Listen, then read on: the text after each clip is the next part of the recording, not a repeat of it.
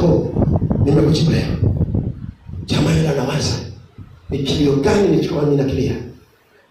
Anamwambia habari za mwenza wako wa maisha, na mtu ambaye na kuunganisha na mtu ambaye leo ndio alikuwa chanzo cha ibada hii kufika hapa. Nimekusudia ufike mbali kwa ajili ya utumishi niliyoweka kwa ajili yako. Huyu ataomba kwa ajili yako, huyu atafanya hivi ulivyoviona leo. Ndio alikuwa naomba kwenye ibada hii.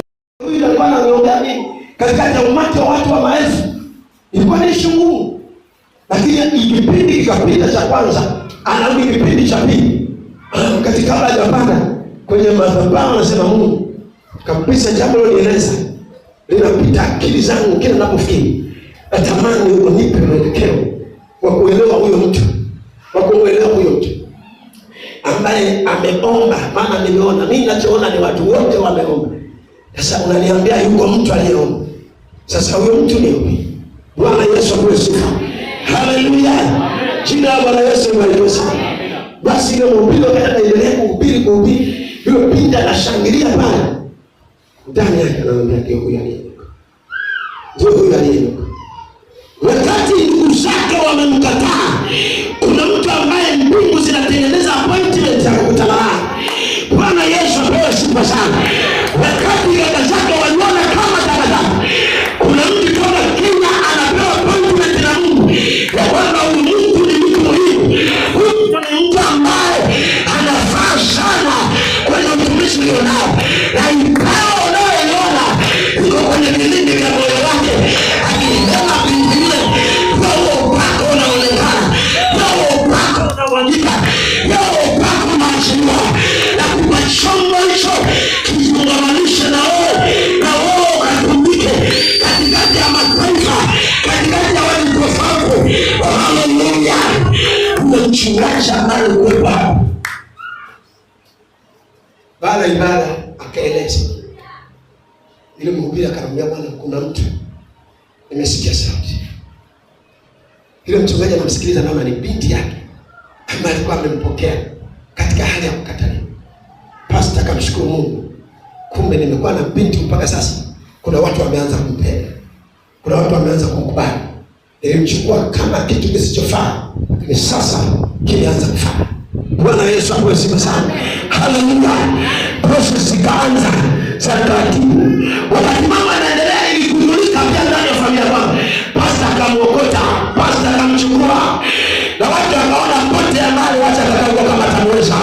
Pastor na alipokutana hizo habari wao wanafikiri ndivyo itakapoendelea. Hakuna kitu cha namna hiyo. Wanachukia maisha yako na uelekeo wako ni wao, lakini sio Mungu. Wanachukua maisha yako, na kuambia Mungu ana safari mpya na wewe. Wewe mpende Mungu kwa moyo wako wote. Wewe mpende Mungu kwa nafsi yako yote. Nataka nikwambie, Mungu ataachilia mbingu, na mbingu zikifunguka, wewe sio vile tulivyokuona, wewe sio vile tulivyozoea.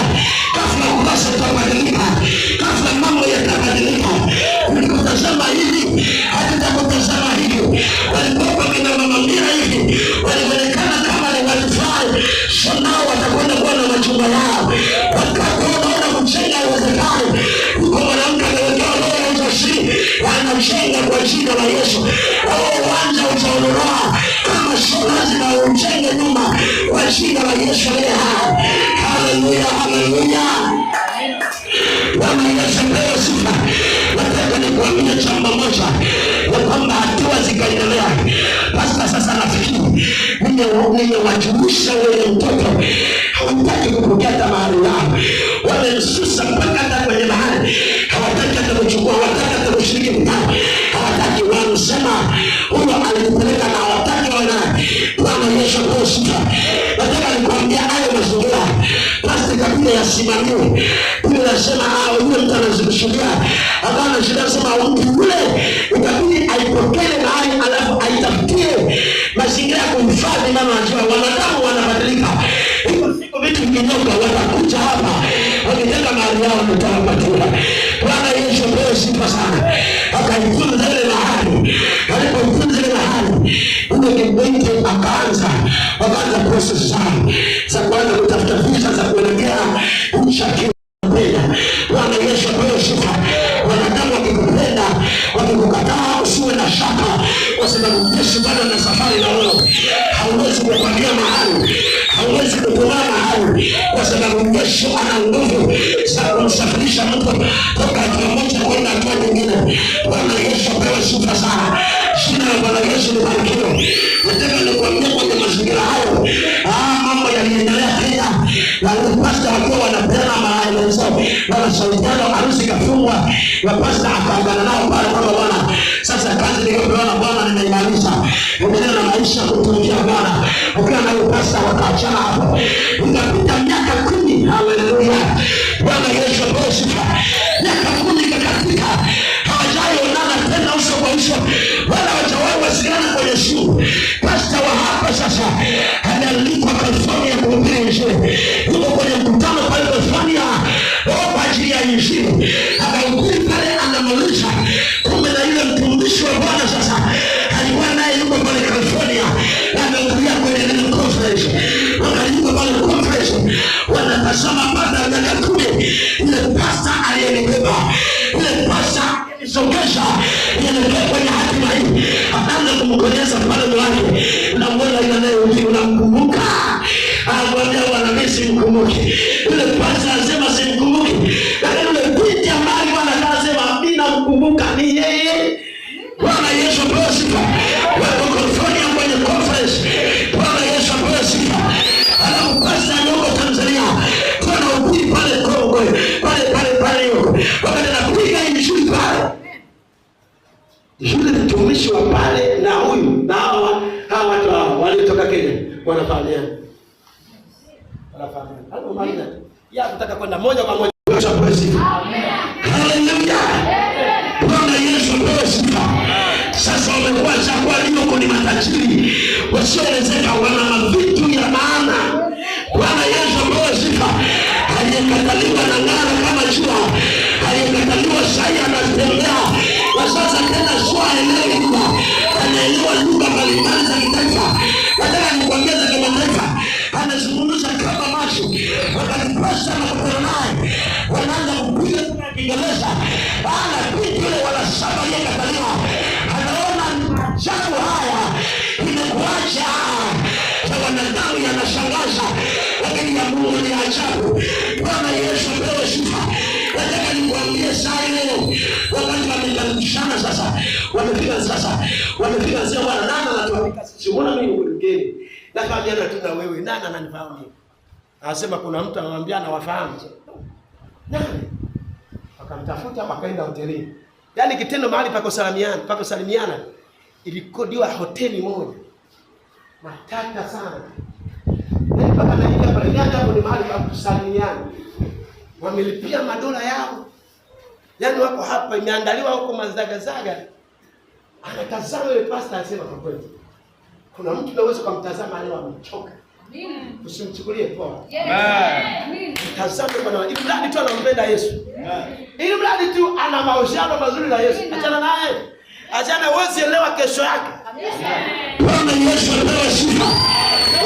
Nikwambie wakati unaona hiyo, wamejitambulisha pale pasta, amepata mekwa, akakaribishwa nyumbani, akapigwa vitu vya maana katikati ya maisha yake, alafu akatolewa tena mabegi imejazwa vitu kupeleka wale watu waliomkataa kule nyumbani. Ili vitu walipelekea kwa kaka fulani baba pendesha, na ndani yake kuna fedha za matumishi, lakini fedha ipelekee kwa baba, nipelekee kwa mama, kila mmoja kwa namna yake. Pasa wanasema alirudi na mabegi ambayo ni ajabu, yamesheni vitu namna ambavyo ile mtu sasa si wa kawaida, ni tajiri pale California, na ni mtumishi ambaye ana uwezo mkubwa kwa namna ya ajabu. Nini? Ule mama alionekana ni binti ni hafifu sana, lakini ndani yake amebeba Yesu na ni mashine iliyochaguliwa kwa Yesu Kristo aliye hai. Bwana Yesu apewe sifa sana. Ukinguruma vitu vinatokea, ukinguruma vitu vinatoa majibu. Nataka nikwambie tayari mambo yakawa ni mambo. Pasta ile akafunga safari tena, huyo kafika pale, amepigwa bumbuazi, wameduana. Huyo ni karibu yuko kwenye gari, maana vitu vyake sasa Sio kwa kusema unaenda sini una bodaboda. Gari kwa mimi umepaki sasa. Ndio anaenda pale. Fika pale wanashusha ile mzigo. Shusha. Baada ya sema ipangeni hapo. Huu. Wafanya. Beji. Yefa. Baada ya sema ile binti ambaye tulikuwa tuko na misuguano na kati yetu. Ndiye ambaye sasa hivi ni tajiri mkubwa sana pale California. Na ameniagiza hizo zawadi niwapatie. Roma inaua. Pressure. Ni baba mtu. Mama naye aliungana na mmeo kufanya mambo ya hofu. Chani. Pastor anasema mnaamka nini? Waamke mchukue. Haleluya. Unapokuwa Mungu anakupa neema ya kuwa kwenye madhabahu inayotengeneza maisha ya watu. Jenga nidhamu, jenga kuheshimu. Wajipange sawa sawa kuwa kwenye hiyo madhabahu, kwa sababu wewe hapo hakutakufanya wewe kuwa mkia. Yesu atakufanya kichwa. Kwa jina la Yesu aliye hai. Wanaokutazama kwa mashaka sasa hawata kutazama hilo mwaka ujao. Kuna mabadiliko yatatokea katikati yako. Kuna namna watu wanazungumza wewe ni wa kushindwa. Kuna wakati sasa wa kufaulu. Nyakati za kushindwa zimepita. Hizi ni nyakati za kufaulu. Bwana anakuongoza. Yesu Kristo ndiye dereva wa maisha yako. Yesu Kristo ndiye dereva wa maisha yako. Yesu Kristo ndiye atakayeshuka mambo yako. Uyawe mambo kwa jina la Yesu. Piga kifua mwambie mimi nina safari na Yesu. Piga kifua chako sema mimi nina safari na Yesu. Sema tena sio kwa mazoea. Unafanyaje? Sema mimi hapa nina safari na Yesu. Haleluya. Amen. Bwana Yesu asifiwe. Mimi nina safari. Amina. Wanasikia furaha. Ninapopata watu ndani yao wanaodhamira yenye safi ya kwamba mimi nina safari. Na mimi niko kwenye safari. Na Yesu ndiye dereva. Sina shaka juu ya mambo yaliyo mbele yangu. Maana Yesu ni dereva. Bwana Yesu apewe sifa. Kuna mtu mmoja anatembea jana. Anaambia mchungaji, hivi unafuatilia taarifa habari? Nikamwambia bibi ni huko. Taarifa sabati. Hawaambia wewe kuna mambo yanayoendelea sasa hivi. Umesikia huko mambo yanayoendelea. Hivi sitakuona. Mimi naangalia nimekula. Nimelala na maisha yanaendelea. Yaani sasa wewe na impression umechukulia wapi? Bwana Yesu apewe sifa sana. Amina. Mashaka ametoka huko na kimwemu ile amekuja kona amecross hapa ametokea. Nilikuwa nakutafuta pastor. Mimi nafuatilia taarifa ya habari. Sipati sasa hivi. Kama niweka hata bango hivi kwenye simu naomba nikapita vipi? Akao kwenye TV, TV ishaungua. Sasa hivi mpaka mambo yakae vizuri ndio natazama. Sasa kuna mambo ya ajabu na sasa hivi ndio uchumi umeporomoka. Mimi nishatumia leo. Sijai tumia leo. Na maisha yangu mimi sijai. Natumia hela hizi bado kwangu zinatokea. Kwa hiyo sina shaka. Safari. Yunali Yesu bado anatembea. Bwana Yesu apewe sifa sana. Yesu bado anasafiri na mimi. Bado wewe simamaje.